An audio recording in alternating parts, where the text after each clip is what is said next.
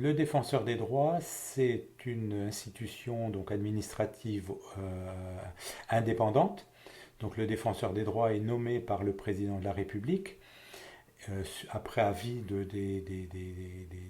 d'un certain nombre d'autorités, et il est nommé sur 6 ans de manière, ensuite il est inamovible, donc il exerce cette fonction, et le défenseur des droits, c'est une fonction qui existe depuis 2011 et qui a regroupé sous son autorité ce qui était avant le médiateur de la République, qui la date des années 70, la HALD, la Haute Autorité de lutte contre la discrimination, le défenseur des enfants, le comité pas d'éthique, le comité de déontologie des services de sécurité, et la dernière, c'est la défense des lanceurs d'alerte. Voilà. Donc c'est quelqu'un qui est chargé de faire ça.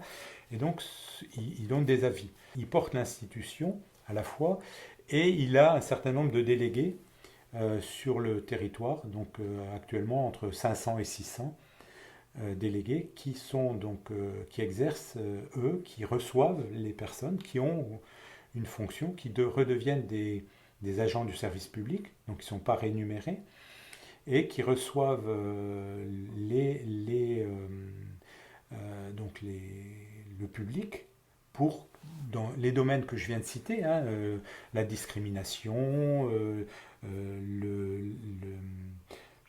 la défense du droit des enfants, tout ce qui est du domaine, qui relève du domaine de services publics, du dysfonctionnement des services publics, ou du dysfonctionnement des services de sécurité.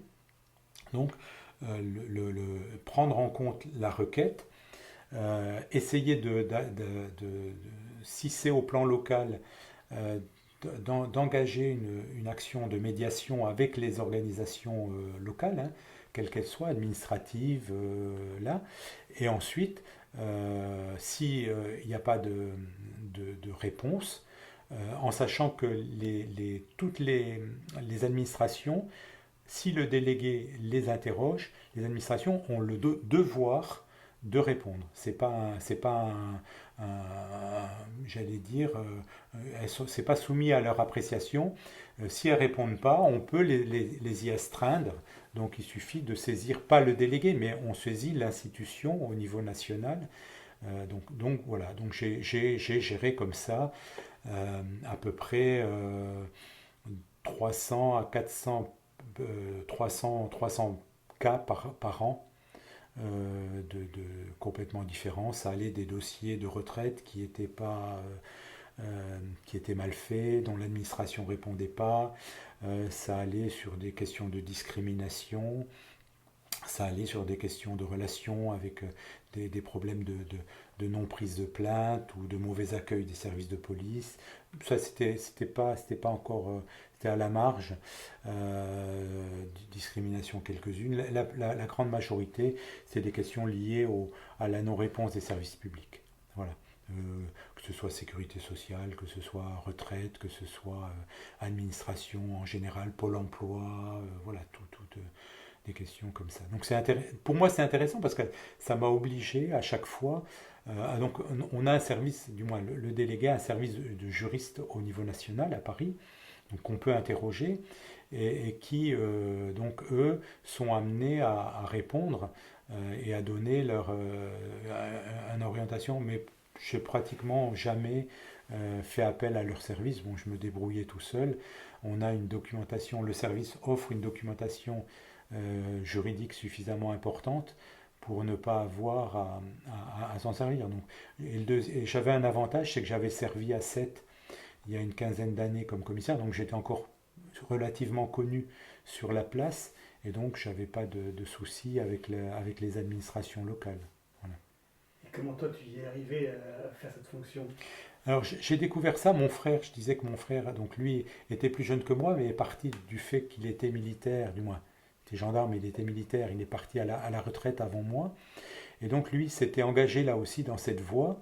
Et il m'a dit, tiens, ça c'est quelque chose qui devrait t'intéresser. Donc j'ai postulé et j'ai été retenu assez rapidement. Alors, assez rapidement, j'ai commencé en début 2017 parce que j'ai créé le poste à 7, il n'y en avait pas. À l'époque, il y avait 8 délégués sur le département de l'Hérault, mais il n'y avait pas de délégués sur 7.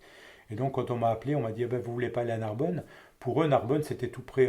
Depuis Paris, un quart d'heure, une demi-heure de voiture. J'aurais dit oui, mais quand il y a prendre l'autoroute, bon, ça va être à mes frais. Euh, Ça fait loin. Dans beaucoup de périodes avec l'autoroute et tout, c'est pas évident. Donc du coup, j'ai dit, mais 7, il y a 100, l'agglo de 7, c'est plus de 120 000 habitants, donc ça peut justifier, et ça l'a prouvé, parce que la première année, j'ai eu sur 8-9 mois, j'ai eu une centaine de personnes que j'ai reçues, mais après, ça assez vite, ça allait du bouche à l'oreille, et quand je suis parti, j'ai arrêté, c'était vraiment, ça devenait un travail à plein temps, quoi. Voilà. Normalement, on s'engage à exercer à 2 demi-journées par semaine, donc une journée par semaine, et le principe, c'est une journée de préparation, de travail en plus sur l'accueil qu'on aura fait des gens. En fait, à la fin, c'était une semaine, c'est un travail à plein temps, quoi, voire plus, puisque maintenant, avec Internet, j'avais des saisines par mail, par Internet, donc c'était un peu lourd. Et ça, c'est un travail bénévole. Oui, oui. Tous les ans, on renouvelle son contrat. C'est un double contrat entre le défenseur des droits et le délégué, et entre le délégué et le défenseur. C'est-à-dire, le délégué s'engage pour un an, et le défenseur accepte ou pas l'engagement. Donc tous les ans, ça c'est tout bon qui avait mis en place, et je trouve que c'est bien. Parce que ça donne une liberté de la fois du délégué qui se dit, ben, je me suis engagé pour un an, et j'ai pas l'impression finalement de- d'abandonner la mission, mais pourquoi pas demain, si éventuellement revenir à cette mission parce que je n'aurais pas pu faire autre chose. Voilà.